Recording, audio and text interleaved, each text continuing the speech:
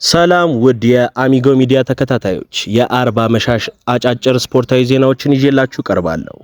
ወደ ስፖርታዊ ዜናዎቹ እንለፍ። ኤንዞ ማሬስካ ስለ ሬስ ጄምስ እንዲህ ሲሉ ተናግረዋል። ሬስ ጄምስ መሪና ከፍተኛ ጥራት ያለው ተጫዋች ነው። ወደ ቼልሲ በገባው ማግስት ጄምስ ልክ እንደ አማካኝ ተጫዋች ስለማየው ቪዲዮ ልኬለት ነበር። እዚህ ከመጣው ጀምሮ ሬስ ጄምስ እንዴት ምርጥ የመሃል ሜዳ ተጫዋች መሆን እንደሚችል የሚያሳዩ ቪዲዮችን እልክለታለሁ ሲሉ ተናግረዋል። በመቀጠል ደግሞ የምናየው የግሪንውድን ጉዳይ ነው።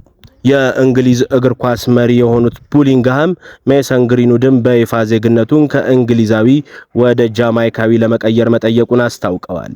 ግሪንውድ ለሬጌ ቦይስ የመጫወት ከፍተኛ ፍላጎት አለውም ተብሏል። በመቀጠል ወደ ሊቨርፑል እንሄዳለን። ሊቨርፑል የአጥቂ አማራጮቻቸውን ለማስፋት የተለያዩ የአጥቂ መስመር ተጫዋቾችን እየቃኙ ይገኛሉ። ሊቨርፑል አሌክዛንደር አይዛክን ከኒውካስትል የማስፈረም ፍላጎት አላቸው። ከዝውውር አማራጮቻቸውም ውስጥ አካተውታል እየተባለ ነው። በመቀጠል ደግሞ ወደ አርሰናል ጉዳዮች እንሄዳለን።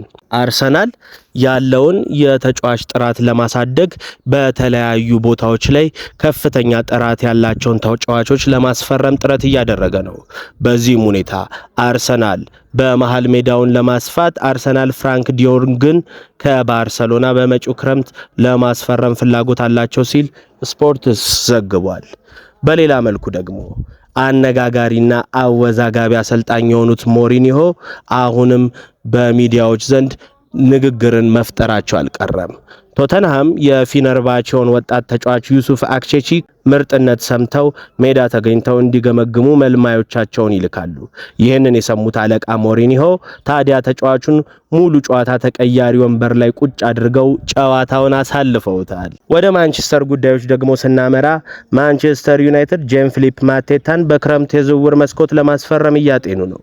በሜዳ ላይም የሚያሳየው እንቅስቃሴና ብቃቱ እሱን ዋና ኢላማ እንዳደረገው ተዘግቧል። በተጨማሪም ማቴታ ማን ዩናይትድን መቀላቀል እንደሚፈልግ ደሰን ፉትቦል አያይዞ ዘግቧል። ቶተንሃሞች የአርቢ ሌብዥንጉን አጥቂ ቤንጃሚን ሴስኮን ማስፈረም ይፈልጋሉ። ተጫዋቹ በማንቸስተር ዩናይትድ እና በቼልሲም እየተፈለገ ነው።